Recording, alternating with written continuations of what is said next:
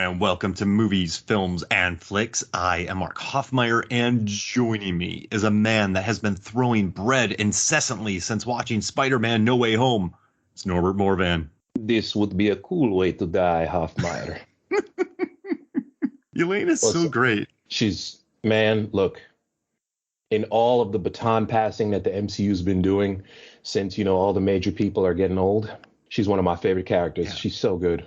Got her, Haley Steinfeld. Like, you have some actors with personality who are just funny. And gosh. And, this year, if you're listening, Norbert and I originally planned to pack in the entirety of the Marvel Cinematic Universe TV and movies into one episode. But the TV talk went about an hour and a half. So we decided to split it up. So now we're talking about the movies. And I enjoyed the offerings in 2021. We're talking about Yelena, and I don't know if the first time I watched Black Widow, I got a screener for it. I remember, so this is my thing. Like, I'm a big Scarlett Johansson fan. Like, I remember watching Lost in Translation, Norbert. You know how emo I am. And I went and bought the poster. I bought the soundtrack. I bought the DVD. I'm just a big fan of her work. I think that she is an Oscar-nominated excellent actress. And I think of all the MCU people, I mean, you think about Iron Man 2, like all these different movies, she's sort of been just sort of sidelined when she might be one of the most accomplished of all the actors in the MCU. So when I watched Black Widow, I thought, okay, this is going to be her movie. This is going to be her Iron Man. This is going to be her. What's another one? Like Doctor Strange movie carried by her. And when I watched it, it was kind of her sensibilities packed in with Florence Pugh. Then you had David Harbour, and then you had Rachel Weisz, and you just had Ray Winstone. You just had all these different people in here, and Natasha Romanoff, she's never like the funniest one, and so having a maniac like Yelena and helicopters falling from the sky, and she's legit suicidal in this. She thinks she's going to die.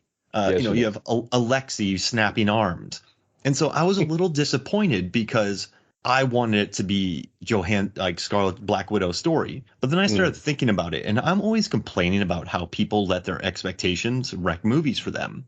So then I sort of sat, this is deep thoughts of Mark Hoffmeyer, but I sat there and I just kind of thought to myself, okay, this is what you wanted, but this is what the movie was. I've watched it probably 4 times since then because I love the dynamic of it. I think that Florence Pugh, I love weird.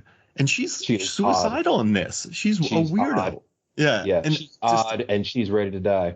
And you know what I love too, right? We're going to talk about our favorite moments in it, but there's a scene where she goes to shoot herself on top of Dreykov's helicopter.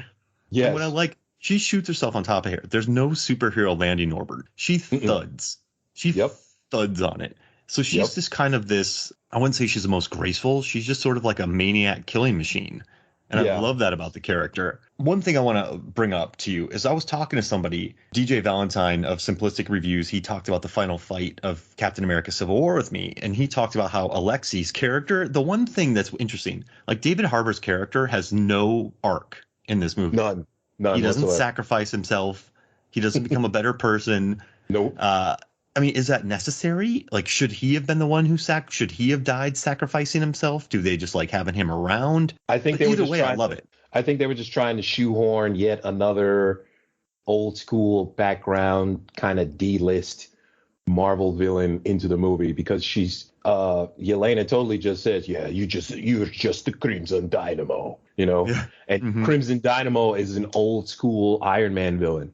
He was also armored up. He was one of those guys who puts on a suit of armor and fights with Iron Man. So it was funny that they just brought him in there and they called him the Red Guardian instead. That's a different guy. I still like him because I think Black Widow is going to be one of my most rewatchable of all the MCU films. Because it's so good. JT Fagbinelli, I probably mispronounced his name. He's great as the little kind of fixer guy. He's just showing up. He shows up out of nowhere with a Russian helicopter, and they're like, "This is the best you can do." Are you kidding me? Yeah. Like, where do you get a Russian helicopter from, man? You can't go on eBay and buy a Russian helicopter. You know what I'm saying? What's happening with that? And I love that Olga Kurylenko could play a role in future movies because I think Quantum of Solace is my least favorite Bond film, but I like her in that. And she's been doing like action movies lately, like The Courier and all these films. So I'd love to see her in other movies coming up. Black Widow, for me, once I was able to sort of reframe my expectations as opposed to what the movie is, I love it. I really do. No, it's really good, man. And what you mentioned about Scarlet throughout the MCU, why isn't she used more? She's not overpowered, but she clearly knows how to crack a security system, knock out waves of henchmen. You know what I'm saying? It's the same complaint that a lot of people have with the Book of Boba Fett series, where Ming-Na Wen is just super underutilized. Why do we have these rock and roll kids on these Vespa bikes instead of just letting Ming-Na Wen just literally shoot this guy from 1,000 yards? But it's all good. Yeah. So the movie can happen. You know what I'm saying? As Niall Moore would call it, the Vespa kids. Exactly. Yeah. But it's still fine. I do wonder about that, but I guess he needs to build a gang. And right. So that's exactly like it sidelines her character in the process of it, but Rancor. So before we were recording, we were talking about Black Widow's usage of Smells Like Teen Spirit, who I used to cover when I was in Johnny Party and the Furious Funksters, Norbert. Oh God, I need that YouTube video right now. Actually, one of the band members said if I ever make it big, he's going to share it with the world, and then I'm doomed. Like, nothing wrong is with it. It's just horrible warbling for 25 minutes. We were talking about the cover of it during the beginning of this movie, and then you said you had something in store for us. Indeed. In the tradition of movies like Donnie Darko and Black Widow, I've taken a popular, cheerful song and slowed it down and made it very breathy and depressing. And, I just figured I might debut it here and see if you guys can recognize it. And it goes a little something like this. Life is like a hurricane here in Duckburg. Race cars, lasers, aeroplanes. It's a duck blur. Might solve a mystery. Or rewrite history. They're DuckTales. Ooh. Every day they're out there making DuckTales. Ooh. Tales of daring, you got into DuckTales. Yes. Right. Now do that in a Tommy Lee Jones voice. I'm saying life is like a hurricane. I was like, he's gonna do it. It's an amazing and a strange trend. What was the Zack Snyder trailer? Zombie.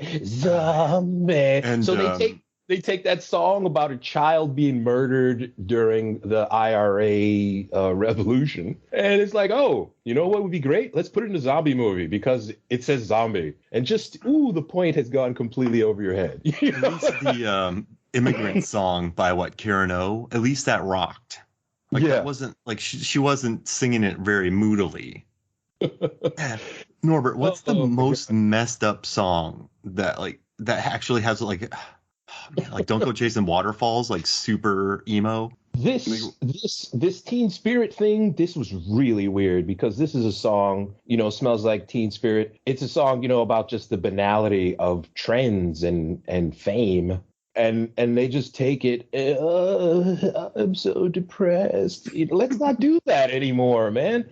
Let's just, I wish I had a solution to this problem, but it's not going to ever get solved, I think, man. Yeah. It's been going since Donnie Darko, I think. I think Donnie Darko was the first to take that Tears for Fears song, Mad World, and just slow it down. But don't get it twisted, though. The opening sequence of this movie is very cool. The kids? Oh, yeah. It is, when we learn that Black Widow has had an involuntary hysterectomy so that she can forever be the perfect assassin and never, be sidelined. Sidelined, with childcare. That is horrible, man. And so you get this quick flash of just, so they've been doing this to a lot of girls, actually. And that, oof, there's a darkness. And then Yelena, that's actually my favorite part. They tied our floopy, like when she makes that speech to David Harbour. She's just breaking it down to David Harbour. Well, I don't have period because I don't have a uterus. I was like, wow, oh my God. It's one of those, it's a perfect distillation of why certain kinds of comedy are perfect and certain kinds of comedy are not, because we make jokes about things because they're horrible. If we think about them, as they actually happen, we make light of terrible situations so that we can deal with them better. And she'll never be able to have kids. That is horrible. And so she just breaks it down. And then as you're saying, how Alexei has no arc, okay, I get it. You don't have to be so graphic and clinical. It's like, no, dude, actually I do. Yeah. like basically Jim Belushi from According to Jim. Exactly. This movie. Exactly. It's there. I don't know any other violation that's worse than what happened to her. It's horrible. And you know what I love too is, like, for me, Marvel movies are at their best when they're allowed to be weird. So Remember in Thor Ragnarok when Tessa Thompson, her introduction, and she just walks drunkenly off her plane and falls on the ground? That's like the weirdest thing. And then I love in Ant-Man and the Wasp when there's an entire 5-minute scene about truth serum. Yes. In Ant-Man, there's that Baskin Robbins scene. That's my fate. That's when I love the MCU, is when it embraces weird. And for me, I was hoping for, a Scarlett Johansson standalone beautiful send-off. But now I just like the weirdness of Yelena running around. And can I give out my first award, I guess, for Black Widow? Bring it in. Well, it's her vest. It's her vest that Natasha wears in Infinity War. And I found the dialogue. And I found a lot of articles about that vest and about pockets. And, my wife, Megan, she loves pockets. So, like, whenever she gets something with pockets, she's like, Mark, these have pockets. And so it just makes me happy. But I love it. She's like, this is the first piece of clothing I've ever bought for myself. And that, you don't like it? And then Natasha's like, yeah, it's like army surplus. And she's like, okay, it has a lot of pockets, but I use them all the time. And I made some of my own modifications. And then she's like, shut up. My point is, I've never had control over my own life. And now I do. I want to do things. And then Natasha's like, I like your vest. I knew it. I knew you did. It's so cool, right? And then Natasha's like, it's good. Yes, I like it. And she's like, and you can put so much stuff in here. You wouldn't even know. And listen, Norbert, I grew up in the age of, so my brother was briefly a manager at Abercrombie and Fitch. Nice. And I couldn't afford those clothes. I was, an Old Navy guy. Nothing wrong with Old Navy. But no, not at all. I ended up getting a pair of Abercrombie and Fitch cargo shorts, camo. Ooh. I don't know why they were camo, but I'm telling you. Because I'm from, and I wore flip-flops with them. And I was sitting there one day with his girlfriend, and I remember I just started pulling stuff out of all my cargo short pockets. And I'm telling you, Norbert, I had a toy dinosaur in there. Like, I don't know how. Yeah, I don't know how I must have put it in there months ago. But you're in college, you don't watch stuff much. But I just kept pulling stuff out of my pockets. So when she talks about there's so much stuff in here, I was totally on board with it. And then knowing that my wife loves pockets, I was all about my cargo shorts. The pockets just resonated with me, man. And like, I like how Natasha kind of was cool about it towards the end. She was kind of making fun of it, and she's like, no, I get it. This is cool. This is a good scene. No, agreed, man. Their whole family is a construct in the first place, And so when you finally realize that, oh snap, this is not actually her blood sister. None of these people are her blood relatives. So all they have is this fake family that they managed to put together. And, she goes through the MCU. Eventually, they start to give Black Widow a little bit more of a personality and vibe other than just, hot girl who beats up Tony Stark in Iron Man 2. Yeah. And she begins to develop a relationship with Banner, and you realize, hey, she kind of would like to have kids, but she can't. She calls herself a monster. And so she sees that Yelena is this younger girl who's gone through the same thing that she has. There's a real connection, man. And like you say, man, Johansson is a great actress. She's never, so one thing that women can't get away with really in movies is being a Vince Vaughn. You know what I'm saying? Vince Vaughn is Vince Vaughn in everything. You know what I mean? Vince Vaughn's Vince Vaughn and everything. The one time he wasn't Vince Vaughn, it was in Psycho. And when that failed, he's been Vince Vaughn for 20 years.